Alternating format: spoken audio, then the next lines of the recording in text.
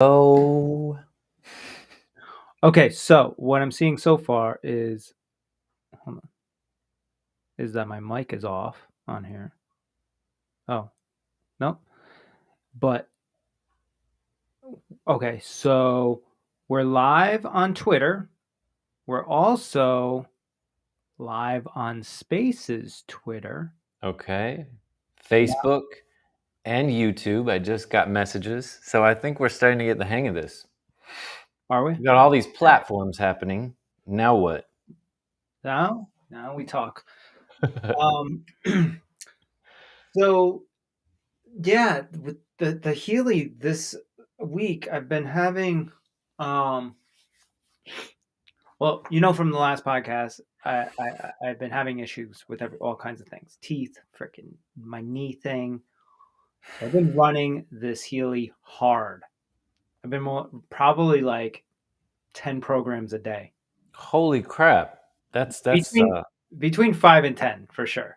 okay, that may be excessive, but who knows? Like, so I started running like the bacteria one for my infection in my tooth, and then Yeah. the teeth one, and then circulation, and then I got this knee thing going on. So it was like joints and freaking anything I could think of that correlated to any of my ailments. I do feel like it kind of like gave me a little bit of an edge on everything. Like Yep. my body was still like fighting these things off. But I think it just gave it like a little bit of a boost. Plus, I was like, trying to do like detox smoothies and all this other stuff. It was just a lot. I just threw the kitchen sink at it. And long story short, still got the infection in my tooth. It needs to be taken care of. That's what I'm doing tomorrow. And sorry. Jesus, that's loud. Jesus. Wife is calling me. She's trying to get on here. I don't know if this is going to interrupt the whole thing. Probably. If you get on the phone, I'm sure it will. Well, it could interrupt the. Say hi, David. Hey, Aaliyah. Hi. Hey. Anyways, we're doing a podcast, but it rang so loud, I figured I would say hi. Oh, okay. All right. Well, I guess I'll let you guys. What are you guys talking about? We just started. Oh, okay. Yeah. All right, I'll let you go. Love Okay. you. Love you. Bye. So look, that didn't even interrupt the Spaces podcast thing. So That's cool. what's going on? Anyways, so yeah, Still going on my end too. I'm feeling pretty good. Here's a story though. So I hadn't been. You know how I used to do the sauna all the time? I don't know if you even knew that. Yeah. Okay. The infrared one. Yeah. So I had been doing it on the regular for a while. Then probably over the course of the past 6 to 8 months, I've really fallen behind. Haven't been doing it. So the sauna finally reopened at the gym, and I found a great time to go where it's not like freaking packed in there. And I was like, the other day, I was like, you know what? I'm going to get back in the sauna. So the first time I went 10 minutes, and then that got me pretty good, right? After I got out of there, I was feeling what you're supposed to be feeling. You're kind of not feeling good, borderline like nauseous, Yeah. and you recover within like 10, 15 minutes and you feel amazing, right? Mm-hmm. Mm-hmm. So I had pushed myself to 10 minutes, but normally I'm doing like 20 minutes up in there. This one is not an infrared either. This one is a regular stone one, and Oh yeah. it was like almost 200 degrees. Hot. Yeah, that's totally different. Yeah. Yeah. So I guess I was used to the infrared, right? So the next day I'm like, okay, I know that I can do 20 minutes. So I just did 10. I felt pretty good after. Let's try for 15. I'm in there. I'm literally like fucking dying. I'm like, oh, fuck. It's been 10 minutes and I got 5 more minutes, right? I'm like, get through this, you fucking bitch. You can fucking do it. It's 5 more fucking. I'm like basically just talking to myself for 5 minutes, like talking myself through it, dripping sweat. Some dude walked in. And he sat there for a while, and then it becomes like this battle too, where if somebody comes in, you want to make sure that you stay longer than them, and Oh then my God. I don't know. This is my own head, I guess. So the people coming in for like 5 minutes, I'm like, fucking pussy, right? Like, see, I can stick it out longer than them. So I go the 15 minutes. I'm like, all right, I gotta get out of here. So get out, and I'm feeling what I normally feel, but then it kind of accelerates a little bit after, and I sit down. I was getting lightheaded. I was nauseous, and I was there for a while, and I was like, oh my God, this is not good. So I'm like, I gotta go get some water in me. So I went, but then the plan was I was gonna go get water, and then I was gonna go to one of the stalls because I thought I was gonna throw up, right? So I go over to get water, drink water, and that's the last thing I remember until this guy comes over and he says, "Are you okay?" And I realize I'm on the floor. You passed out. Yeah. So the guy is super nice. It's the same dude that was in there.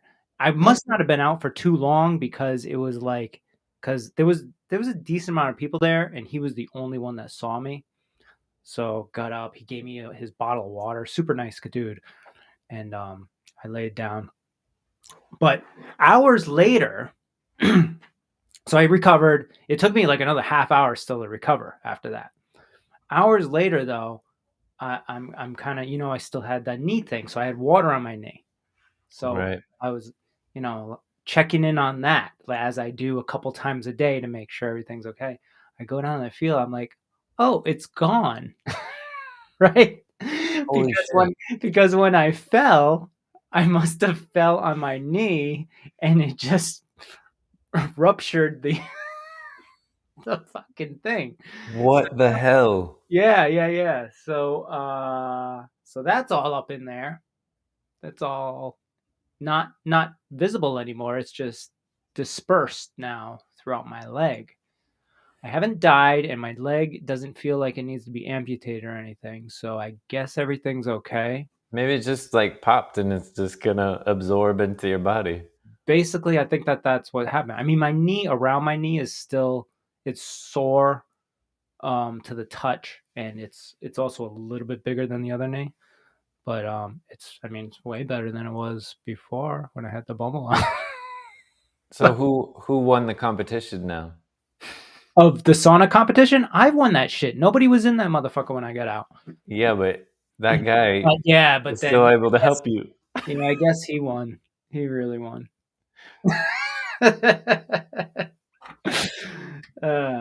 So yeah, be careful of those saunas, guys. It's don't push yourself too hard.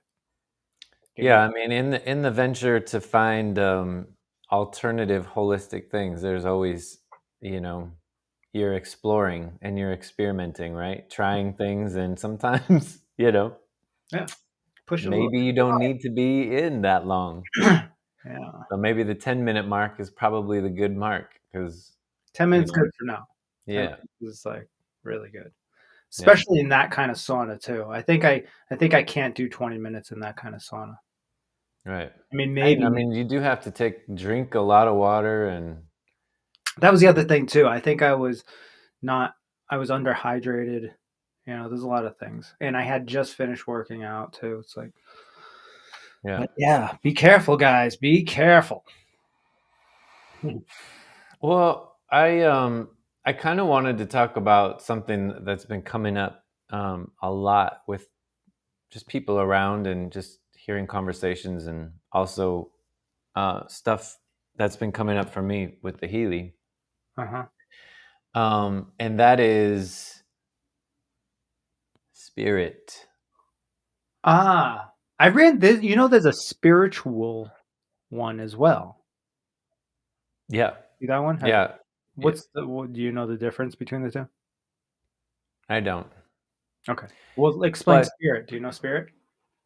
I don't know if I fully know spirit, but what I'm saying is I think there's a buzz phrase going around, mind, body, spirit, and I feel like I constantly work on my mind because I read a lot and I researching and I engage my mind in a lot of different things. Um, and my body, like I'm constantly either working out or riding my bike or doing something physical to stay healthy. All these things I love to do because I feel like it helps me grow as a person. Mm. But then the spirit part, I feel like that's not something that a lot of people talk about or really, as far as I know what to do to kind of exercise that aspect of your being.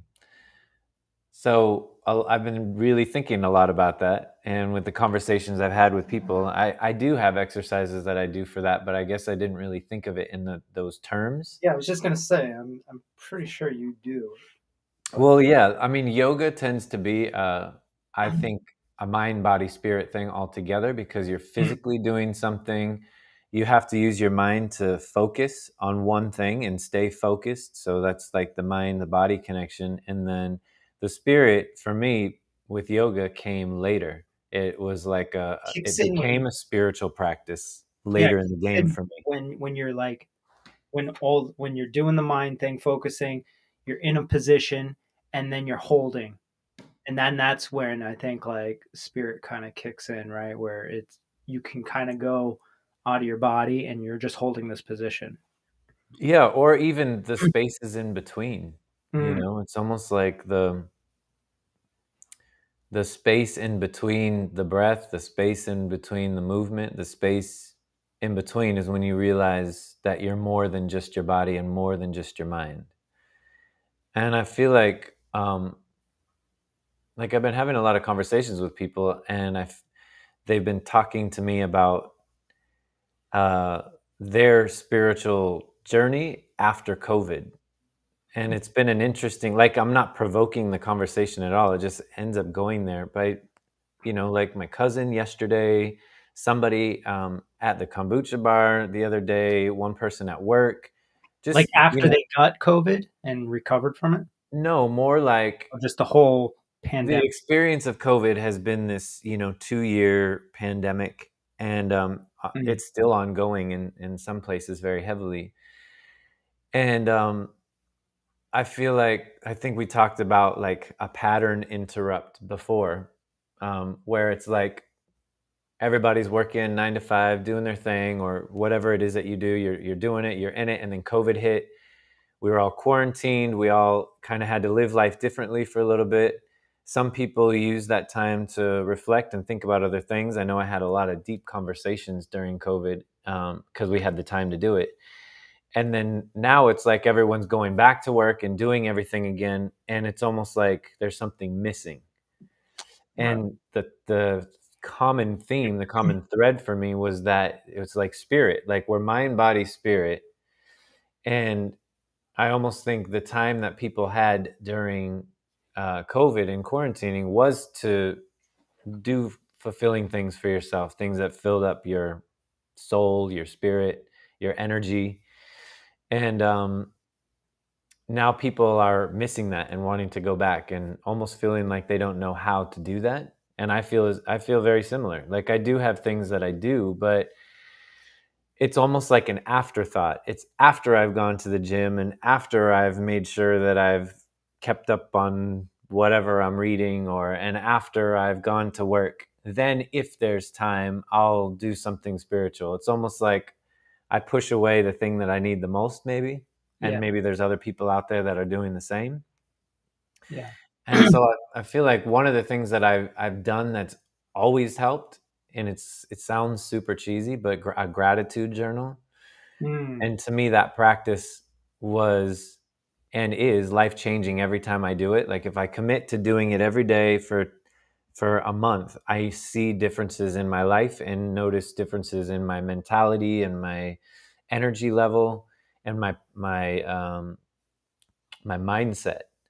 yeah, And that's just every day I wake up, the first thing I do is write 10 things I'm grateful for, but not do it as an exercise as I'm going to write 10 things I'm grateful for.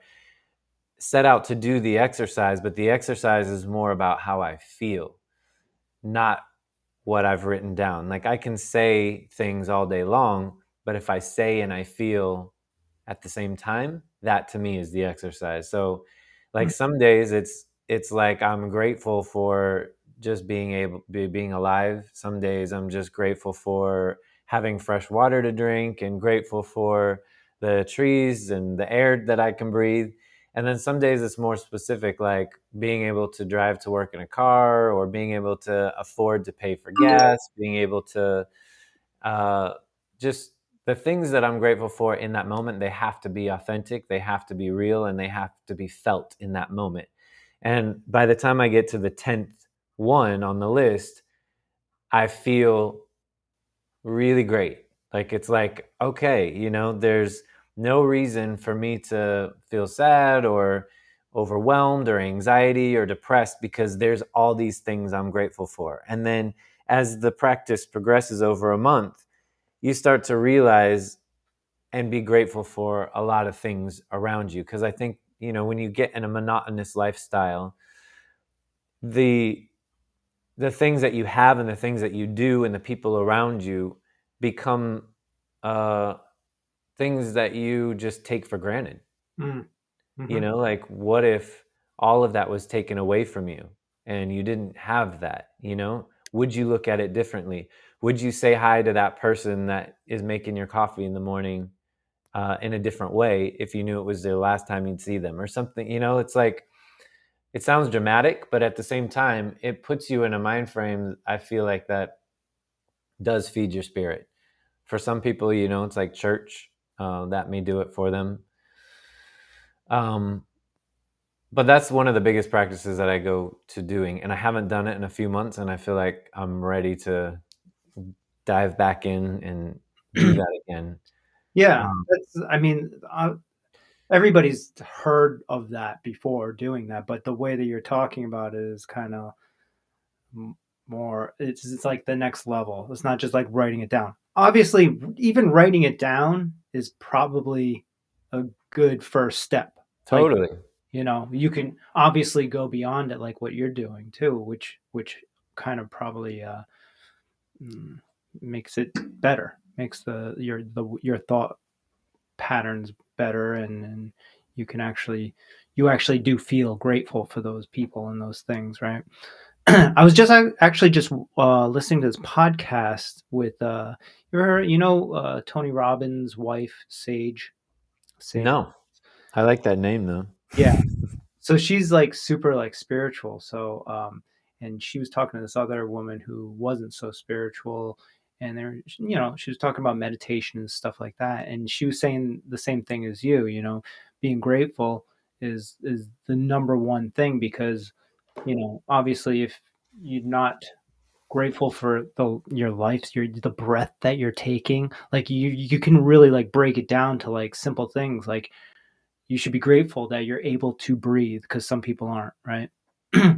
um, but she kind of really broke that whole thing down, and went to town on it with different ways. She was even saying like the moments, like you were saying in yoga, the moments in between. She was saying the moments where you're just say driving or whatever, and you have a moment where you maybe catch yourself, like maybe you're about to get pissed, but then you don't, because you realize maybe that person was going through something, they cut you off and whatever. That in itself is like a moment of spiritualism almost, where you're kind of just holding back and realizing that you don't have to be like that, you know. Yeah, there's a term in yoga called the observer. Mm, And a lot of times when like you were saying, you have had some out of body moments where you're like in a pose and you're holding it and you're kind of feeling out of body. It's that moment that you realize that you're also the person, but you're also the observer, mm, the person that's observing you, the thoughts that are observing you while you're doing what you're doing. mm.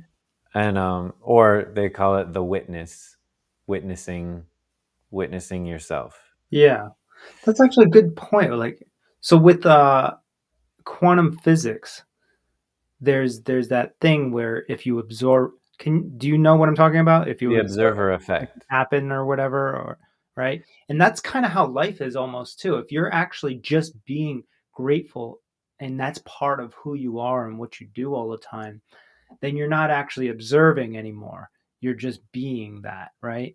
And then that's when all the magic happens. Hmm. But Okay, we're done. Thank you for your time.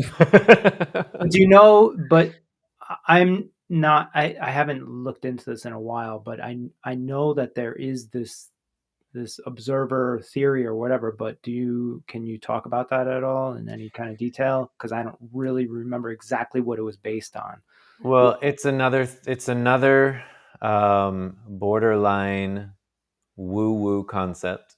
Yeah, don't worry about I've talked to a physicist before about the observer effect, and he says it's way more complicated than that, which I agree. I think oversimplifying things that are very complex is also not a good thing. But the observer effect is with the idea that different scientists looking in the microscope at atoms and the charges of their electrons can be positive or negative depending on who's looking at the microscope. Meaning that the person that's actually looking at the very fabric of reality, which is atoms and molecules, changes depending on who's looking at it. That's the oversimplified version, and Yeah. that's where a lot of people take it, that to say that, my perspective and your perspective are different, and if I look at something, I could have a different effect on that than you could looking at it, and then take that into way more deep philosophical conversation. But I've had this conversation with a real physicist and he said it's way more complex than that, and we had been drinking and it was like not the time or place for him to go deep into the scientific aspect of that. But I do think, from my experience, we all do have a unique perspective on life, and it is that unique perspective that can affect or influence our immediate surrounding. Mm. And I always go back to the idea that we all have, like, we all can agree, I think every human being can agree at the very basic level, that we all have a vibe that we give off when we walk into a room. And whether it's accurate or not, there's an immediate reaction from every person when someone else new walks in the room and they feel that person walking in the room. Mm. So we all have an effect, a perspective, individual reality, an inherent energy. Like, there's so many different words we could use in this place: an aura, a bioenergetic field, an energy field that's around us that people pick up on. And whether or not, our instincts are right about that initial feeling about that person, it could be just the moment in time, how they're feeling and what they're giving off, and that it could change. Mm. Um, but I think that goes with the observer effect in a way that we all can agree that we give off some kind of energy, and that may or may not have an effect on the reality that is in the immediate vicinity. Mm. So whether that means that you're, making bunnies appear out of hats, or if you're just able to maybe influence the person's emotions around you. Mm. Which my friend Ramsey's reading a book right now that I'm going to read, and I think we both should read, called Amplify Your Influence. And he's been posting a lot of quotes on there that are really good, that kind of go in this topic that we're talking about right now. Real quick, how do I see all my screens again? Huh? I lost you. Mm. Uh, Oh, no, I can see you just fine. yeah, I'm here. I can see you though. So no, there was a thing you showed me. It was like something something, and then you can see like all the screens pop down or something on your desktop. Oh yeah, I did like a screen share, but No, the quick key that like shows all of my shit on my screen. I don't think I did that. Yeah, you told me. I've forgotten since. God damn it. Are you serious? Because Yeah, I don't know totally. where you are. I'm right here. I clicked on this thing and I don't even know who it is. But it was a text that I shouldn't even have been reading, and I just clicked on it, and then it just like moved you off somewhere. Maybe tap Tab. W on your key or Command W. Maybe that's the wrong one. I don't know. Or minimize, maximize, Command M. Is It that was it? one where it just showed all the like on my desktop. It dropped down and it showed all the different screens on the top. And you told me a quick key. It was like 2 seconds. Was no, nobody knows. You don't I know. have no idea Oh my god. anymore. No, it's not W. Tab. No.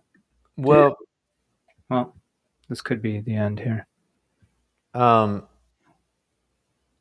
why you think we got to stop and restart again? No, I just don't know where the fuck you went. Like, it's crazy. Not. Oh, hold on. I found her. Jesus fucking Christ. Here I am. The whole time. We've been in the Did whole you miss me? Yeah, sorry about that. Technical difficulties. Hey, so We'll cut that out. going back to what I was talking about, so tying this back to Healy, there's an app called Mind, Body, Spirit. And the funny thing is, as all these topics have been coming up in my life with people, the idea of spirit, I ran the Resonance app, and the last 3 days, I've been getting spirit. I don't know if you could see that. Which is, it's how the Healy works. I don't ask questions anymore. And I think it's also a very interesting ground to, relate the idea that the energy that maybe you give off, your soul, your spirit, is a frequency. And these frequencies can be given to our body in order to enhance that spiritual feeling that you have in your body.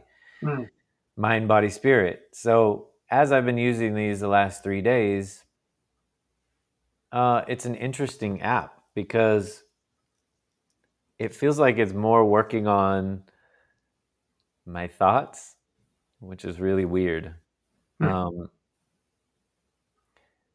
So I'll just leave it at that because I don't want to sound like a crazy person. But, it, like we said, we're going to be like honest about what's going on. And this is what's happening. I've been getting the Spirit app the Spirit program for 3 days when I run Resonance. And maybe it's also just like trying to guide me so that I go back to feeding my spiritual self. And because it knows that I haven't been. I've been working a lot. I've been doing a lot of mind things, reading books, and doing a lot of body stuff, working out at gyms. So it's just a That's not. third element. That surprised me. I think you told me that you have like a tough time, kind of getting into the spiritual side of things. Haven't you? Didn't you tell me that before? Yeah, it is a challenge for me because I can be very just mind or body. Like get into a routine. And then once I'm in that routine, it doesn't have to include me doing anything spiritual. I have to make time for it, Yeah, which is interesting because I'm the same way. Like, and it's weird that because most people knowing you wouldn't think that. Like, you come off as a spiritual type of person, someone who like meditates or whatever, right? And I think I, to some people, also come off as that, but I have such a tough time pushing myself to meditate. on a regular basis. Even Yeah, though, me too. like literally every day I'll be like, I have to do it. I know I have to do it. It's going to do X, Y, and Z for me. And I've done the experiment over and over and over again. And I know that if I don't do it enough, that these things happen to me, and I just let them happen. And then I get to the point where I need to, and then I dump into meditating. I do it for like 3, 4 days straight, hardcore. And then I take a day off, and I take another day. And then, and then it's just this never ending thing that it's like a challenge to continuously stay on top of myself. Well, I think the biggest elephant in the room with this topic and men is masculinity. Mm. I almost feel like, if you admit that you meditate or do yoga as a man or do spiritual things as a man, there is like a connotation of you're not really a man. Is it really? I mean, I feel like what is a masculine man? Like we have to lift things, we have to be heavy, we have to be like manly, we have to like, I feel like that you all that's know, changing though, like the idea of what I that is, agree. like I the, agree that things are changing, but I also think the that it's still like, I don't know, it's still in the back of my mind. Like I got to work and I got to make the money and I got to like go do this and I got to, make sure that Melissa's okay and all of that and that we're safe and that just things that I don't know, label. maybe are gender role norms that have been ingrained in my mind so long. So I kind of like avoid the things that I need the most, almost Right. just Like, because it's all in my own head. yeah. But I mean, nobody that in your life would bat an eye if you were to meditate every day and you told them, right? No, Right. nobody in my close vicinity, but Nobody that actually matters, that you would actually care about their opinion, right? Like, um, yeah, no, I'm the same way too. Like, Ali even like tells me to go like meditate, and I'm like, well, I could do like a million different things and get things done, and I'll just meditate later before bed. I just always push it off. I think what I need to start doing is doing it in the morning, because I got used to doing it at nighttime before I went to bed, and it was nice. But then now I don't even finish the meditations, and like halfway through I start like falling asleep. yeah, So then I should shut it off and I go to bed. yeah. So I try and do it first thing in the morning too, if I'm going to do it, because I'm awake, but still kind of like sleepy. mm, And I know that I have to get up, as opposed to when you do it before you go to bed, you're like, I know I'm already going to go to sleep. right, and I don't even know if it's like benefiting me before I go to sleep, right? Because you should be meditating to kind of re-energize to like get out there and Yeah. utilize all that. I think if meditation is taken as an active practice, then there can be some real change that happens within your life if you're actively meditating as opposed to just kind of relaxing, which are two completely different things. Yeah. I'll tell you what though, like if I'm meditating on a regular basis, shit just happens. Like all the stuff like that I want to work out, and like not work out, but like the things, the projects or whatever I'm working on that week, then I want them to work out a certain way or something like that. It just kind of flows and it happens. It is not like there's always problems, but they don't seem so hard.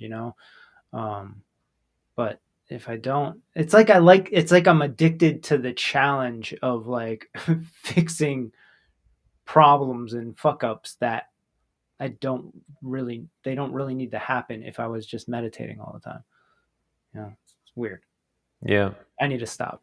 It's a weird addiction. Oh man. Yeah, I mean, damn. See, I was taking notes before about like what, because I don't want to interrupt you, and you say things, and then I jot them down. I forgot to jot this one down, but No, I have a notes thing here too. I'm not where I'm just kind of writing about what we're talking about oh, well, yes, so that we can put it in the notes for the video. yeah. There was something else I was gonna say though, but well, going back to the other. Oh no, what was I gonna say? The I do believe things are changing though. Like it's definitely shifting. You know, like the manly guy that our like fathers were, or even uncles, and like just even like maybe from 20 years ago, from when we were 20 years old. It's totally shifted in the past 20 years. Now it's like, I don't know if I've just created maybe a world around me where the people, either the people that have known me for a long time, they're just like, oh, that's Joe. He's on some whatever other shit now. Like whether they care or they don't care. And then the other people that I've met recently, they're just like, oh yeah, Joe meditates. Joe, is a grateful, caring type of person or whatever. If I said that to some of my older friends, they actually might look at me like, they'd be like, he is. That's probably because they don't really know me now at this point. Right. They think they do from the past, but you're constantly changing. But anyways, I think that that's happening with a lot of people, like dramatic changes, and they're just like owning who they are now, and not caring what anybody thinks, and who cares if it's not masculine or whatever to meditate. I don't really give a shit. Um, and that's how I think everybody should be. I think you should be like that too. Don't worry about that shit. Just do it. Yeah, no, I just mean, I know it's the topic as a whole um, also gets into, like, I've had this topic with a lot of people about gender and how, there's a lot of stuff going on with trans coming to the forefront. And there's a lot of movies now with trans people in it. And like the idea that gender is a construct, like the things that we say um, a boy should or shouldn't do, a man should or shouldn't do, or a woman should or shouldn't do, or a girl should or shouldn't do. Like, Mm. if we go down that path, you and I could probably make, anybody, if anybody's listening, can make a long list of what we should expect to see from a girl, a woman, a boy, a man. Right. And a lot of that stuff is just cultural, passed down through time, really. Right, which That's it. you're exactly right. So, like, every culture around the world could have a long list of what they would say for each Hmm. gender role, which to me, it's becoming more and more fluid. And I feel like what's interesting in Western culture is there's such a stigma, and it tends to drop a lot of conversation. Um, but then you have people that are uber famous that nobody's ever batted an eye, like when they look at Prince or David Bowie, or I don't know, um, who are some women that are really manly. Um, I don't know, but just like, it's cool if you're famous to be gender fluid, but for like somebody at the grocery store, Mm. it's not. And to me, I've never had an issue. Like, I've always thought, if you want to be whoever you want to be, just as long as it doesn't hurt anybody, then do Right. it. Like, if a guy wants to wear a dress or a girl wants to wear a suit, like, why should I give a shit? The weird thing now is that before it was like almost like anti that, right? It was like churches. A lot of churches still today do this, but then they preach it like no gays or whatever. It's like against God's will or whatever. Governments and stuff like that. So, but the weird thing is now it's like reverse, and that's the part that I'm annoyed with. It's like, I'm like you. It, do whatever you want, be whoever you want, however you want to do, as long as you're not hurting anybody. I don't care. You don't Right. even have to tell me. You can tell me. You don't have to tell me. You do whatever you want, right? Um, but now it's like that side, that other side is like forcing you. You have to call them they them, or you have to do this, or you have to see them as this, and you get what I'm saying. And it's like I guess they would call it that. That's this like woke culture or whatever now. And that's the part that I don't like. It's like, okay, be whatever you want to be, but don't tell me like I have to like be okay with X, Y, and Z or whatever. Like, I'll be okay with it if I want to be okay with it. Personally, I am, but I don't need this to be bombarding me in like every movie and TV show and freaking at the grocery store and signs that say this or that, or petitions and on the news and shit. I don't need, like, just let people do it however they're going to do it. If you want to be a transgender and go get all the work done or whatever, good for you. That's how you feel inside. Great. Do it. You can tell the world. That's what this is for. This is what we're doing, right? Start a podcast, tell the world about your whole procedures and how you're doing it. And the people who want to understand more will tune in. And the people that don't like it won't tune in, but they also, like, that person that doesn't like it can't come over to you and punch you in the face because of what you're doing. That is illegal. They can have their own thoughts on what you're doing, and you, as a transgender or whatever, should allow that because we live in America, right? Yeah, but I do get there are, like, some of those thoughts can turn into hate crimes for some of them, And which, hate crime is but a weird one too. It's like yeah, every it's crime is a hate crime because you're not doing something horrible to somebody because you like them. no, I mean like a real hate crime, like going out and killing them just because they're gay or killing them because they're trans, which people do. That's what I consider a hate crime. I mean, there's Okay, probably but all there's sorts of stuff I'm uneducated about in between, but but here's the thing. There are laws against killing people, no matter what the fucking reason. true, So true. it's already on the books. It's already Yeah, there. So it yeah, doesn't matter. And you can go to court and it can come out of the reasons why, which it has happened hundreds of times in the past. There's all kinds of cases like that. Leave it alone. It's yeah, already taken care of. yeah. That's my opinion. But it's interesting, like, this is all, like, we're talking about masculine gender roles changing, female gender roles changing. A lot of females are working and guys are staying at home. I know lots of situations like that, Mhm.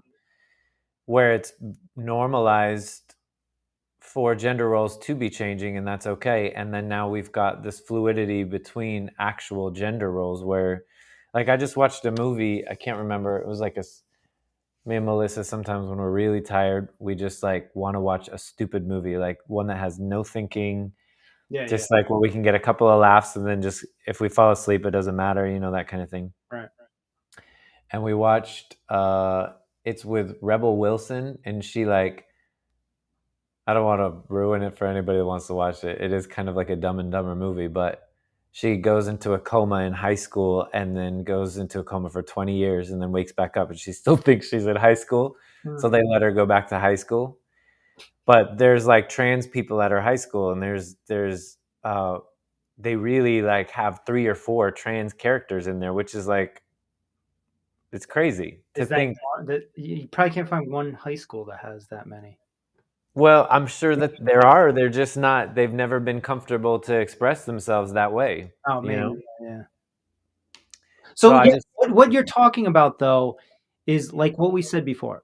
The reason why you can have that whole long list of, like, what a male's role is supposed to be or what a woman's role is supposed to be is because of hundreds of years of culture passed Yeah. down, passed down, passed down.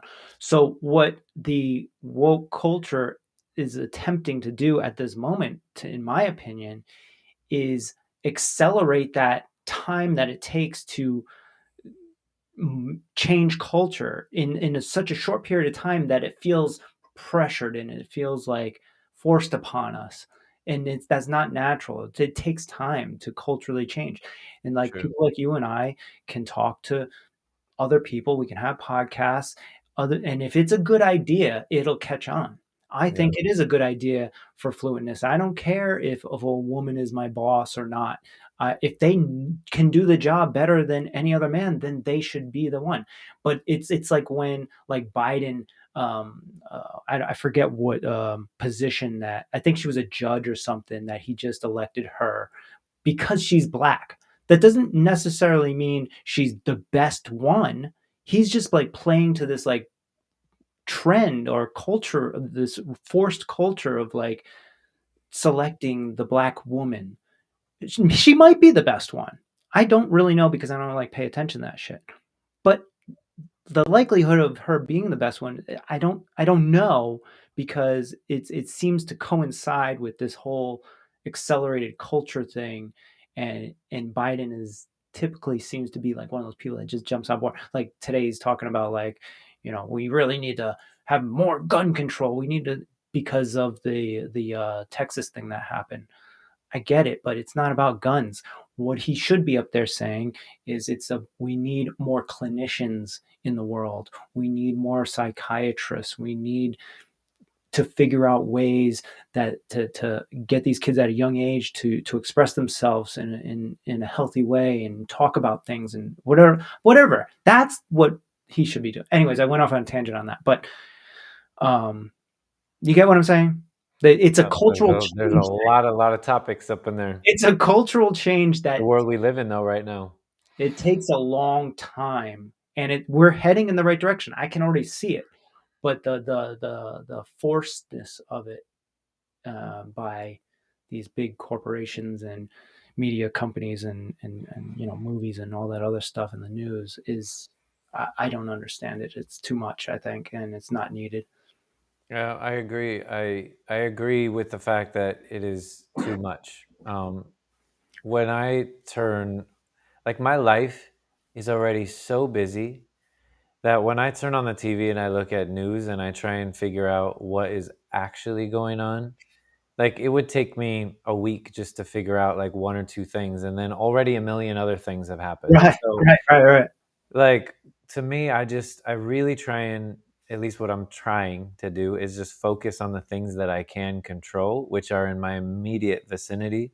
Yeah. And going back to this topic of spirit, like, if I were to sit and like just fill my brain up with all the shit that's on the news and really try and keep up with it, um, it's too much. It's already too much It's with unnecessary too. my busy life that I have, Right. like running a business and working and doing gigs and having a relationship where we want to schedule quality time with each other. And then And on podcast. top of it, throw all this shit that's going on. And it's a lot. What you didn't mention there, though, and I get shit for this sometimes when I talk about it, is you didn't mention yourself. But you and I both know. I know that you're working on yourself. But that can sometimes, when I discuss this with other people, it can come off as like, initially they're like, "Oh, you're selfish." I'd be like, "No. If you don't take care of yourself mentally, spiritually, physically, whatever, and you don't understand yourself and where you're going and what you want to do in life and how you want to go about it, if you're not understanding that, then you're not helping anybody. Right. You're not contributing to cultural change. You're not doing anything because you have no idea who you are and where you're going, right? So, If you can't help yourself or you can't love yeah, yourself, then how can you help or love somebody else? right. So There's, you, the yeah, individual, are number one. I'm talking before your kids even. Like that, most people would be like, "Oh, my kid is number. That's the first attention."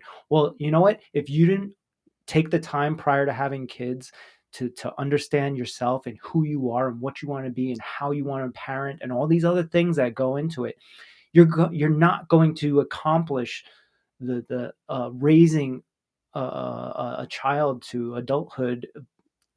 You'll accomplish it, but not the way that you probably envision in your head, right? Um, and I think that that's how our parents did it, and our parents, they were like cavemen. They don't know what the fuck they're doing. We don't know what the fuck we're doing. But like, the more you can understand yourself, um, the more of an impact you can have on culture if you're patient, because it yeah. takes time. It takes time and it takes effort, right? You have to. And then going back to the spirit thing, that is taking the time to find what practice works best for you. If you can set aside even just 10 to 20 minutes a day for yourself, whatever that is, whether it's journaling or, gratitude journaling or a meditation or maybe you know, massaging yourself with a massage wand, or I don't know, whatever it is that you you need to do for you, you know? Like Melissa, she's so good at finding that time Yeah. and also acknowledging that she needs that time, and then also acknowledging it for me sometimes, because I'll just go like the Energizer Bunny and Mhm. forget that I'm like on autopilot sometimes. And like you said, you think I'm the spiritual person all the time, but a lot of times I am just in my head and not there, not present, not being able to be present for other people as well, and Yeah. the other quote, like, if your cup is empty, then you can't fill someone else's up. So Right. Right. you have to take the time to fill your cup up, whatever that is. And Healy for me has been that. It kind of forces you to do that, right? Right. That's like, yeah, that's You an sit with it. once again, it's another tool at times. So like because we're so busy, you can wear that in the car on your ride to wherever, and you could be doing some work.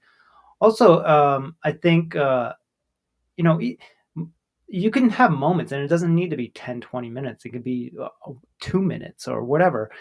Like if you're in your car, just you can turn the music off and actually like understand what you are thinking about. Silence. You know, Yes. like Silence is powerful. yeah, yeah. I actually we do this with our daughter, and we allow her to be bored sometimes. Just and even when she wakes up. I mean, this is the first level of it, but then we have other times where it's okay to just be sitting around doing nothing. But like when she wakes up from naps and stuff, we let her sit in there for, you know, 10 minutes or so. And sometimes she's doesn't like it and sometimes she's totally okay with it and just sits there and talks to us, sings songs and does all of. But it's like those are the moments where you get to understand yourself, right? So we're Mm, starting her at a very early age to be okay with that. that's really cool because, uh, yeah, I remember my mom used to tell me watching watching me think was like really cool. So she would do things like that, like just to see what I was thinking. Yeah, yeah, And that was a really cool thing for her to say, because I do feel like I did have, like, it mattered what I thought, right. whether or not it didn't, you know, Like your she mom let me feel makes that you way. feel. She let me feel like it mattered what I thought. It mattered what my thoughts were. She'd always ask me, like, what do you think about that? Yeah, yeah, yeah, yeah. Which then makes the kid talk and have a conversation that could be kind of adult sometimes. And feel empowered even too, like to be a part of something, right? Like, Yeah, yeah, that's cool. so there's so many layers to life. It's crazy. It's like it's as remember when we went to college, like I remember there were times then, and I'm sure I remember times for you that I remember you were like they were like the worst times in our lives, right? It's like fucking not making enough money. It was all usually about money at that time, right? Um, We and both moved from a different state with a dream, yeah, yeah. and And it's like not working out exactly as planned, and we're having to do all these other things to like make ends meet and shit. And it's like, that's what you're stressed out about and worried about. But then as time moves on, it's like at this point, from then till now, like I have probably 10 times more responsibilities and stresses and whatever. But like as time goes on, you figure out different ways to manage those stresses, or you don't figure them out and you like, right. you have situations like I've had situations too, you're just overly stressed and um, Passing out at the sauna because you're competing with the other guy in there trying to stay in longer. well, that's this is what Aaliyah compared it to. Like, remember that there was a time when I did pass out before I had my daughter because I was like so overly stressed and I had like health things going on. It's always based on stress, though, that Yeah, you have health issues.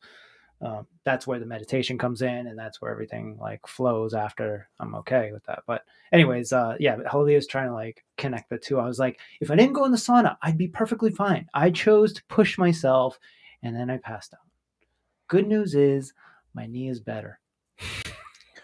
Well, I think one of the most um, like something that always comes to my mind when people say stress, and because I had so much time on the ship, when I was living on a ship, we didn't have really access to internet Mm, that was faster than dial up. I couldn't send pictures. I couldn't. So I read a lot, or I would, on port days when I had internet, I'd download a bunch of videos from, wherever, YouTube or Netflix or places that I wanted to get information. And then I'd watch it and read on the ship. And reading about stress and how when everybody is living in a stress body is what it's called, because stress is a chemical release of cortisol within your body. And when you are under stress and you are living in a stress body that is constantly producing cortisol, it's actually equivalent to 3 or 4 alcoholic drinks mentally. So I know that when I've been under stress, it is hard to think clearly. You're depleted. You're mhm, in a negative mindset because you're under stress. You can't think your way out of the stress at the moment, and mm, so everything just seems like it's getting worse. And mm, then it just snowballs into more bad shit and more bad shit, which gives you even more stress. mhm. And to get out of it, you really have to not be stressed, and that's really fucking hard to do. Yeah. Um, and I think you're right. As we get older, we get wiser and we have more stressors than ever now. But I would say you probably have more than me. But uh, we figure out different ways because we learned that other ways didn't work. And I think that speaks to the type of people we are too. Like, if something's not working for us, we think our way out of it, Mm, or, try and get our, bearings in another way. right. You figure something out. But yeah, you can't figure anything out if you're like got too much cortisol in your body and you're overly stressed and Yeah. like you're foggy headed and overwhelmed and it's crazy, Right. Uh, One thing that got me out of that was taking a supplement called CordRx, by ATP Science. And basically, it just has ashwagandha, turmeric, shizasandra, and rhodiola in it. mm, Those 4 herbs are adaptogenic herbs, meaning that they adapt to your body and they'll figure out how your body can best use the herbs. mm, Um, but those are mainly to rid the body of cortisol and to release the adrenaline glands. And they say that a lot of Western minds and bodies are running off of cortisol right now because of the stressors that we have that are completely unnatural to, like, living in the forest in harmony with a waterfall and going and hunting for the day, mm, Like, everything that we do is stressful for us, which our reptilian brain can't handle it, and we're constantly in like a fight or flight situation. Like, we're surviving, we're constantly trying to survive, we're like running from that tiger or mm. running from the bear, and we're gonna fucking make it. And the only way to do that is to release the cortisol into the body and to run on the cortisol.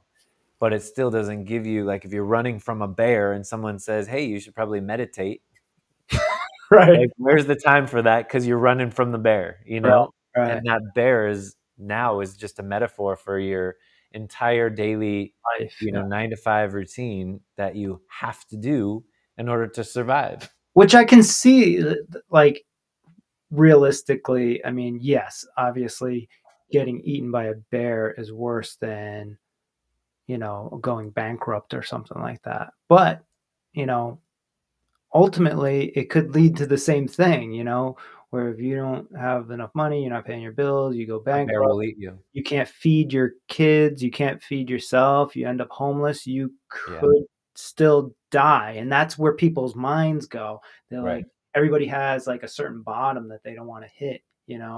And so I get it.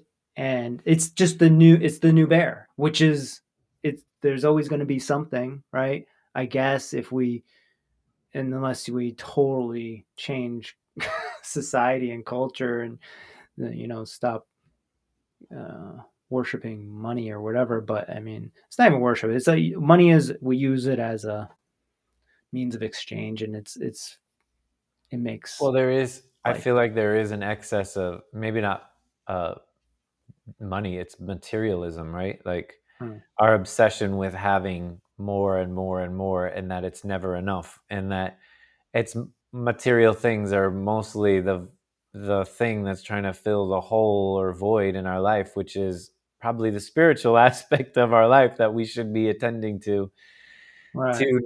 to not focus on things to make us happy all the time. Well, You know? that's where the grateful stuff kicks in, right? So if you have like whatever, you have a nice life, a nice house, you know, whatever, and you're trying to like just get like a little bit more, it's like just sit back and be like, be grateful for what you have. I mean, you're luckier than most of the world if you have a decent house and have a good job that makes like, you know, 50 grand a year. That's more than like 90% of the population of the world. It's crazy. It is Most crazy. people make like, I guess around the world, I forget the number, but it's like Americans make far beyond like the normal middle class American makes like 10 times more than anybody else in the world. And we're constantly trying to get more and more and more, and our waste is like through the roof. Like we But just also buy stuff also and throw it away all the time. that's also a culture too that's been embedded, the more and more, and that's kind of almost like a top down thing. I mean, our government is like that. Our you know, the Federal Reserve, the people that create the money, they're all about that. That's the whole premise of like why they exist, you know. And then just the culture of corporations, like, and always push it. Like if you're ever in sales, you know that every year you have to make more than last year, and that's unsustainable at some point. That's never gonna, it's gonna have to stop at some point. So I don't know where I went on that one, but there are stresses in the world that are equivalent to getting eaten by a bear, but it's all a mental game. I mean, even back then, I guess getting eaten by a bear is like, hmm, I don't know. If you could be smarter than the bear, smarter than the average bear, right? You Right, and instead of being, instead of that's the running like a thing crazy now, right? Trying to outsmart the bear in your mind, that you're like, you acknowledge, be the observer, go, okay, normally I get stressed out in this moment. I'm going to choose to not be stressed out, person. take a step back, think about it a different way, and maybe I can work through this problem differently than just getting stressed. Yeah. Once you realize that being stressed about anything, any situation, any problem that you have is not helping you. It's actually not. It's helping you less. It's actually diminishing your efforts towards resolving the problem. Once you realize that, then that's a moment right there. That's like a spiritual moment where you realize like, oh my god, I feel like shit. I'm stressed out. I'm like sick or whatever, and it's because of X, Y, and Z. Let me take a step back. How else can I look at this, and how else can I execute and pursue the future, and how to maneuver through this? Right. That's in that moment alone. That's a kind of a spiritual moment of realization. I think it's all about realization and like realizing or stopping yourself, like catching yourself in a moment. Um, that's change right there, Right. right? I The agree. moment you just realize that, oh my god, I always do this, and my wife's been telling me this forever, but I actually see it right now. Right. That's the moment of potential change. It's the beginning because you have to continuously see change and then start doing something different. Right. But yeah. There's this book I read called, it was by the Dalai Lama, and it was called Negative Emotions. And it was all about taking that your thoughts don't own you. You own your thoughts. Mm, You are either in charge of your thoughts, or your thoughts are yeah. out of control and controlling you.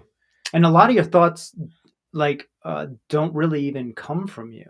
They just come from being out and about and seeing somebody doing something, and then you start thinking like, oh, maybe I could do that, or how does he do that, or whatever. And it's just like just random shit, you know.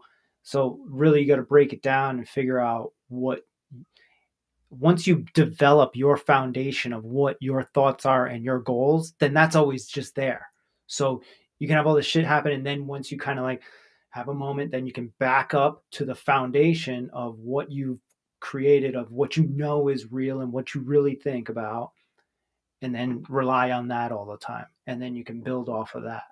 But most thoughts are just fucking craziness. That's what they tell you when like you're first starting to like meditate or wherever. They say, you know, you see your thoughts, hear your thoughts, observe them like you said, and then let it go, and then see Yeah. the next one. Right. It's gonna when you first start meditating, it could be so many that you don't even get through them all in the meditation, and then you got to catch up on the next one or whatever. But like that is meditation, realization of your thoughts and seeing what's going on. I feel Yeah. like it's And funny. being trying to be in control of your thoughts. Yeah. Because I think one of the biggest things with, you know, in Western society where we've got screens everywhere, we've got televisions, You're we've got in, iPhones, we've got iPads, we've got injected into computers. your life.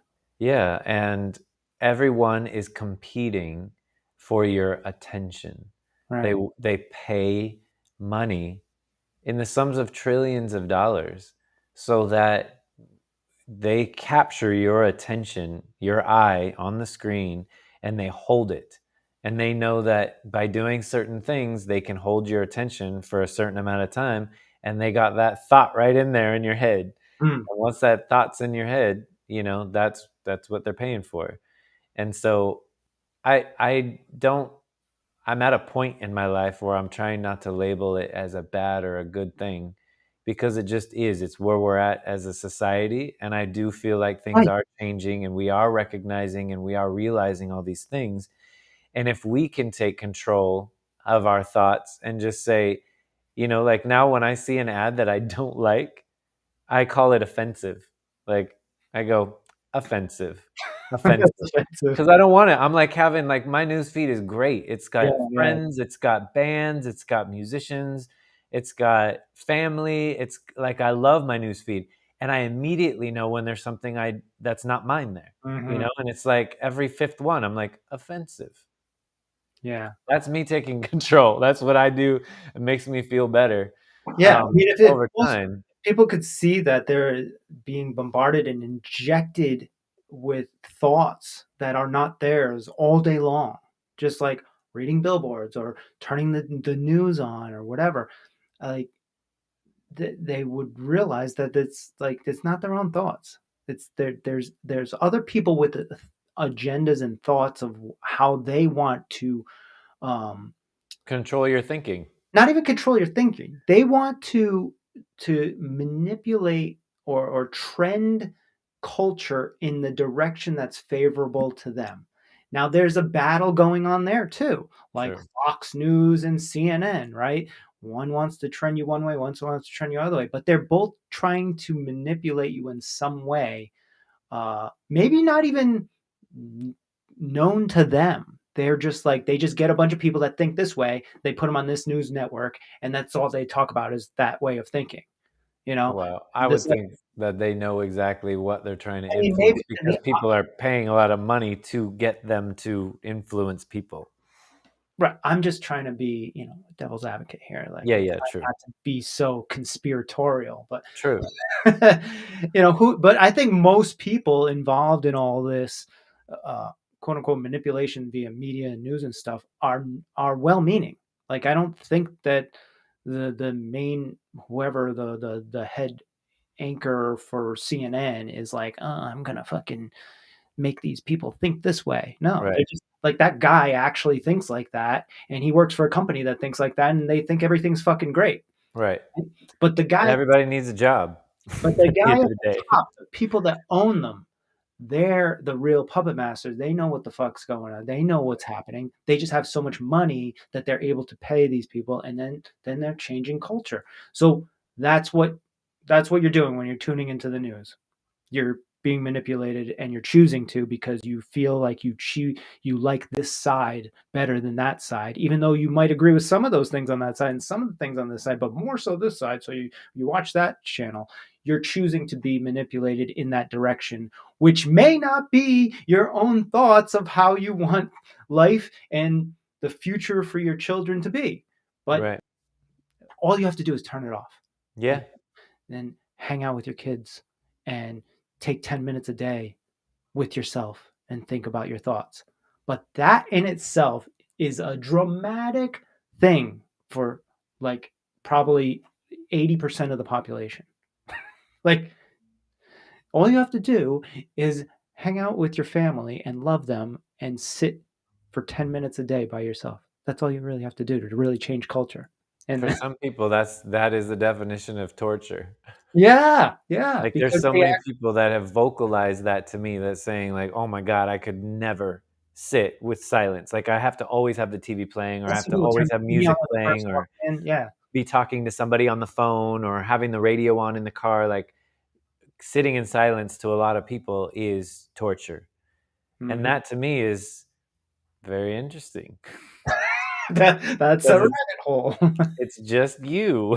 Why is it Yeah, what do that you that's torture, you know? know? And maybe that's a good place to start, if you're not happy Well, where what you it does is they understand at some level that that is like a complete, like, mind melt, because they know that they're going to realize things about themselves, and they want to be on this team, they want to be on this train, this ride that's on the winning side of whatever the fuck is going on in their life.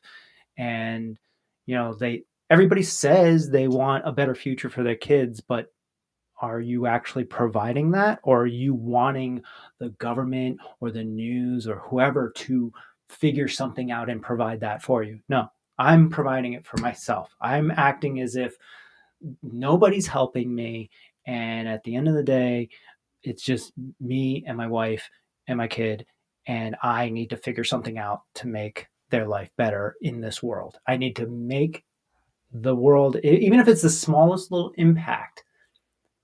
I want my daughter to say in like 40 years that, like, well, dad, at least he attempted. He attempted the best that he could to make a difference in this world. That's all I ask. That's all I'm trying to do right now. That's it. An attempt. My tiny little attempt. Same. But if everybody, all 7 billion of us, or however many people on earth, did their little tiny attempt at making life better in their little tiny world, then the world would actually be better. Right. And We just turn the TVs off and just work with each other. Mic drop. it really is as simple as that if you really break it down. But I know there's Nothing is ever that simple, though, is it? a lot of things going on in the world that we need to be paying attention to for some reason. Like, this Yeah. is where I really get into it, and people talk shit, think I'm like this heartless person. But I mean, let's take a quick example of like this thing that happened in Texas, this shooting, right? Not good. Not good. Don't want that to happen. I live in Rhode Island, and that's unfortunate. Rhode Island and Texas. I have my little world that I'm trying to make an impact on over here. While I'm doing that, millions of bad things are going to happen around the world. While I'm trying my hardest, putting every bit of energy and time into trying to make my impact on the world and make it a better place, I don't have time or energy to give elsewhere that is unproductive. That is offensive to a lot of people. But if everybody Well, felt like that, I mean, I'm not suggesting this for the people that actually happened to in Texas. Those people, that is their bubble. That is they're trying, like, if something happened here while I was trying to like build my little bubble or world of impact in something injected itself into my line of what I'm trying to accomplish, then I'm going to have to deal with that. Like, I God forbid, I hope this never happens, but a shooting could happen at my daughter's school in 10 years from now. I don't know, but if it does, better bet I'm sitting here on this podcast talking to you. I'm doing everything I can, but I'm talking in a different way. I'm not saying give her to guns, because it was whoever that person is that goes into these situations. Every single gun shooting, mass shooting is not about guns at all, ever. Never, ever, ever. It's about mental uh, uh, chemical imbalances. It's all about how the child was raised. All kinds. It's got nothing to do with guns. It's about the perspective, the mental um, thoughts or whatever of that Well, person. there's two sides of the coin for that. There are definitely. I mean, a gun did kill the kid, so it is about guns. But I understand that there are very passionate people about guns in this country, and I understand that because I grew up with guns and hunting. And there are very passionate people about getting rid of all the guns in this country, which I get that because I've lived in Australia for the last 10 years, 8 Right. years. So seeing how you can live without guns and still protect yourself and still have guns. People still have guns in Australia. You just have to get a permit, and you have to have a psych eval, and there are different things in place in order to have the gun. So I think that there are, in America, tends to be, what gets televised is the two polar opposites.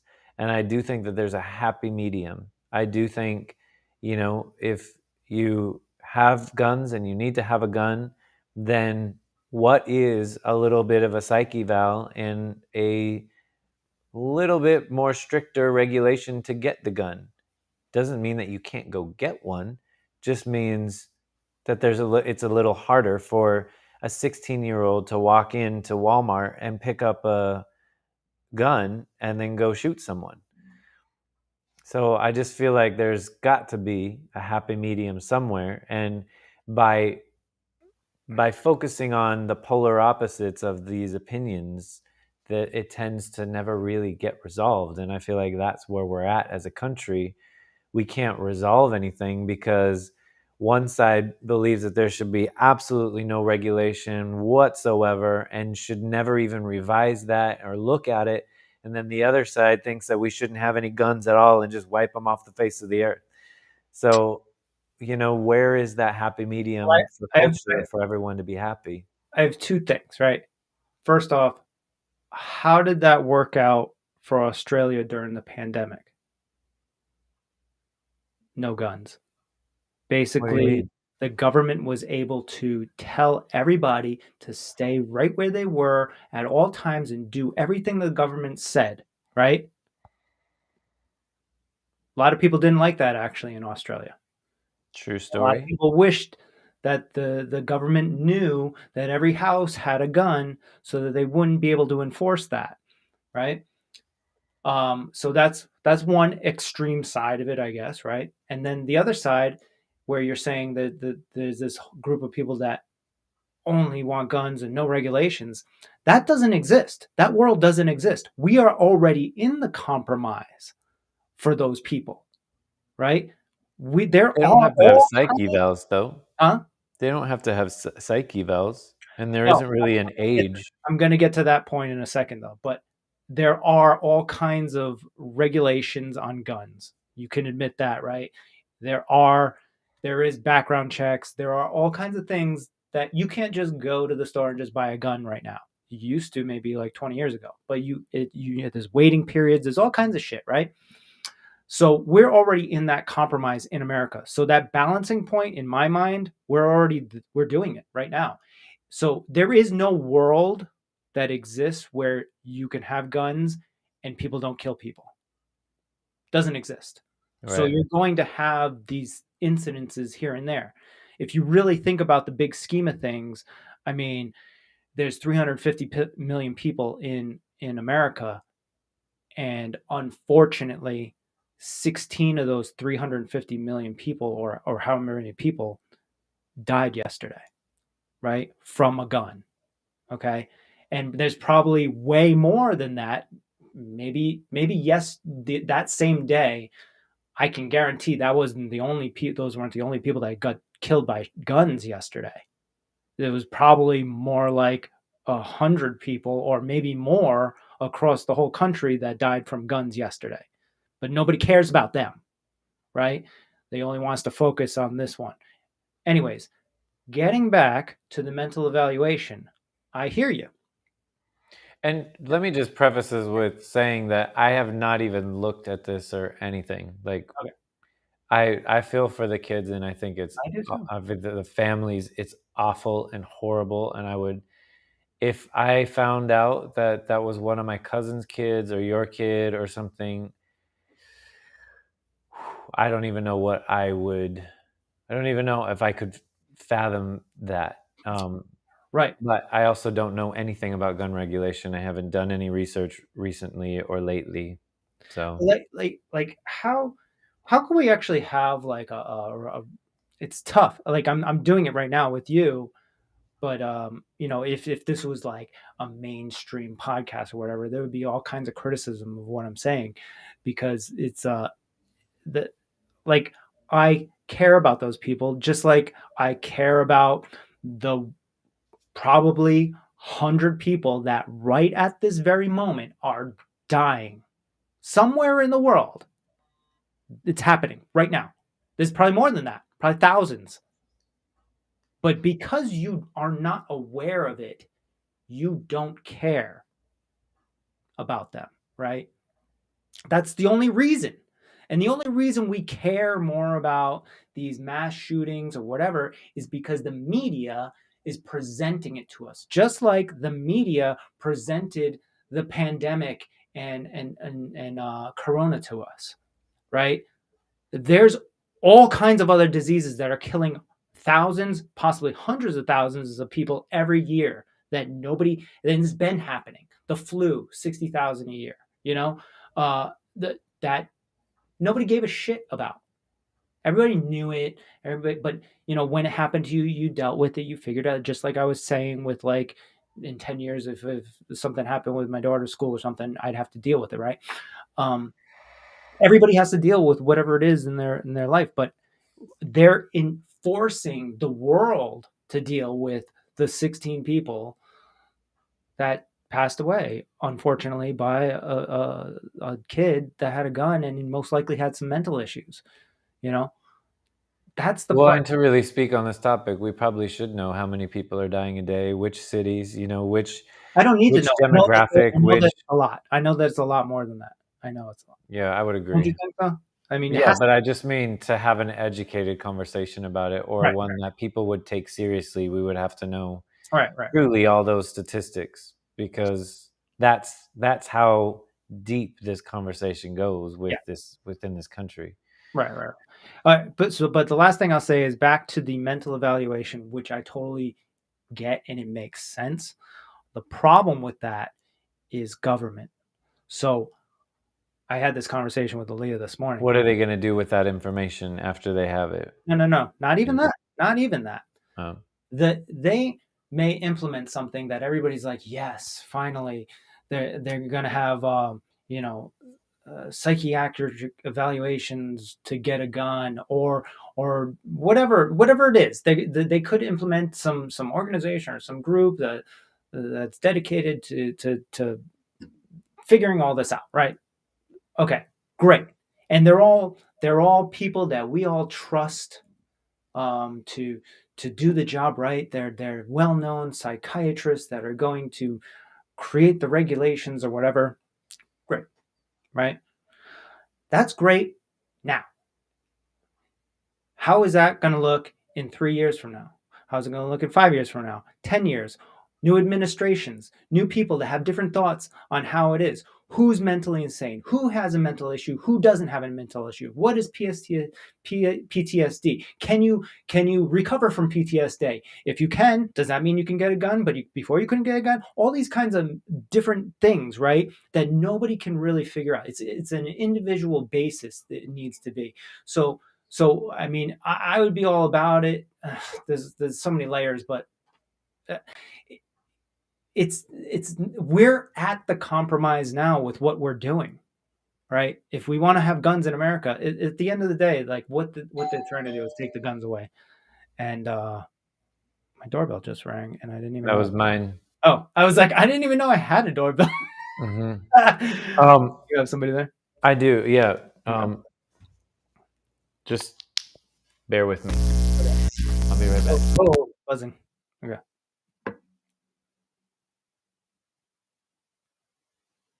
Okay, we're going to end this Spaces, Twitter Spaces live. I mean, I don't even know if it's what's happening there, but is Twitter Spaces and Twitter Live the same thing? Please let us know. I can't even end this. Oh, yes, end. Okay. All right. That was crazy. I thought it was my doorbell.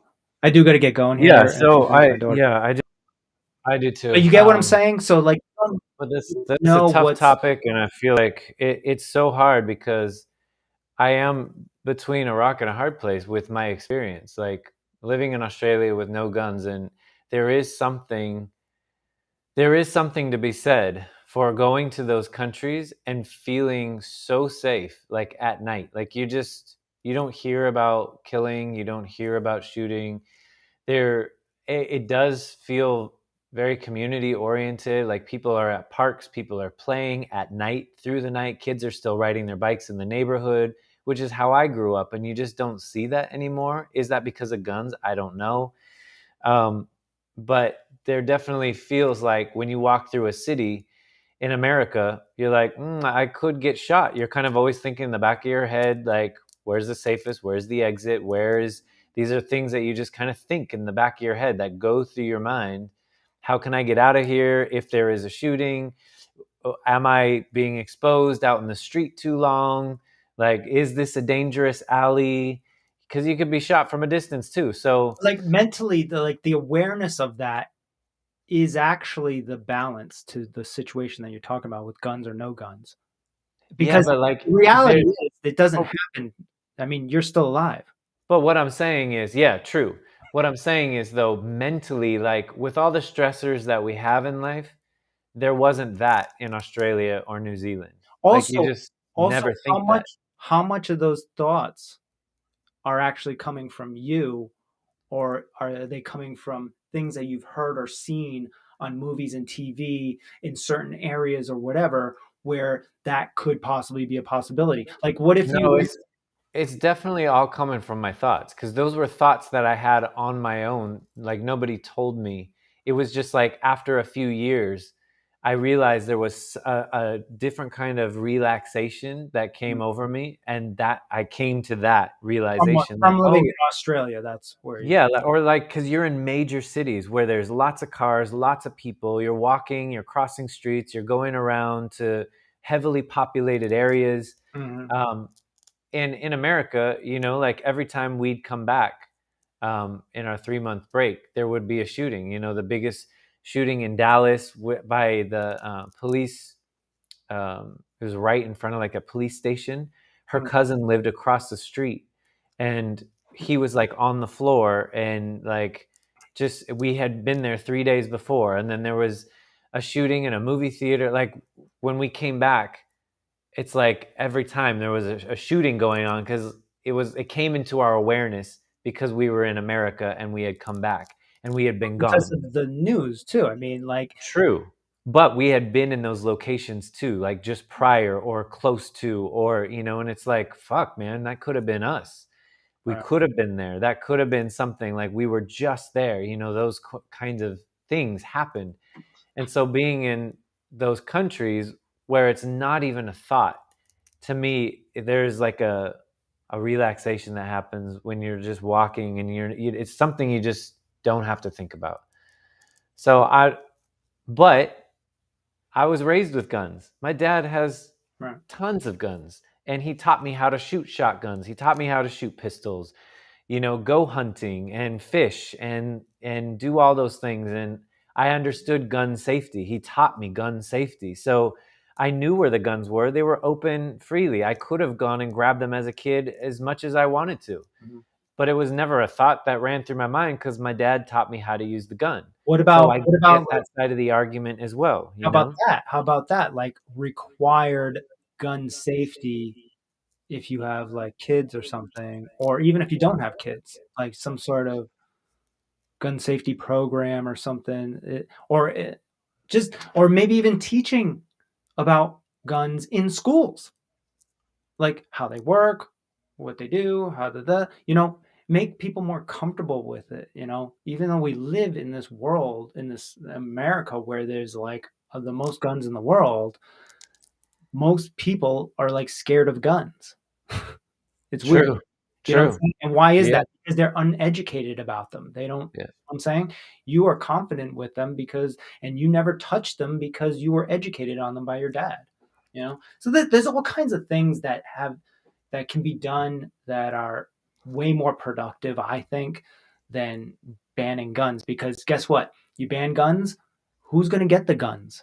The bad guys that don't give a fuck about laws in the first place. Yeah, I do agree with you with the like you run a psych eval on people with guns, but really the problem is like our culture in general is mentally ill, and the system that we live in creates mentally ill people. And that to me is That's like you talk about the opioid epidemic and the addiction to prescription drugs that we're on now, and the amount of kids that are now on these drugs, all ADHD, Adderall, Xanax given to crazy. teenage, it's like, Like, what do you expect? whoa. This Yeah. should be expected almost, Right. unfortunately. To me, that is the bigger topic. I think that's very poignant, and nobody's ever really brought it to me in that way. And obviously, like I said, I'm not super researched on gun laws as it is, or what it takes to have a gun. I've just always known people with guns,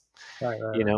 know. I mean, listen, So different states are different situations too, but anyways, for the most part, it's not that easy to get a gun. Uh, Especially in the cities that you would be scared to walk around in. New York, Chicago, LA. Those are the hardest places to get guns. And guess what? All the they're still criminals there. have guns. All the criminals have guns still, but all the people don't have guns to protect themselves because they can't get past the regulations. Yeah, I mean, ultimately, my utopian mind just says, I wish we could just come to like, people could just be happy and not have to have guns Right. to shoot each other with, We're to never, to feel like we need them, But yeah. And that's a humongous like cultural mental shift. Um, that's possible. But yeah, I think that would take a long time. But who knows? or it could happen overnight. You just never know where we're going. Just never know. If everybody just got a Healy and we all just focused in on ourselves, this could all just go away tomorrow. Yeah. On that note, Yeah. that's all, folks. All right, buddy. um, It's great talking as usual. We should try to do this like at least once a week. yeah, I I think we've been agree. pretty good for the past couple of weeks, but we should keep it going. Yeah. Yeah, now that we got the technology working, I think that we can start really planning on things, talking about the Healy and doing you were going to do like a demonstration, live demonstration. That we definitely need to do. Yeah. Yeah, Yeah. we'll find time for that. Okay. All right, buddy. All right, man. Love you. Peace and love. Peace. Thanks everyone who is watching or is watching the Yeah, the after play. we have people pop in. Peeps.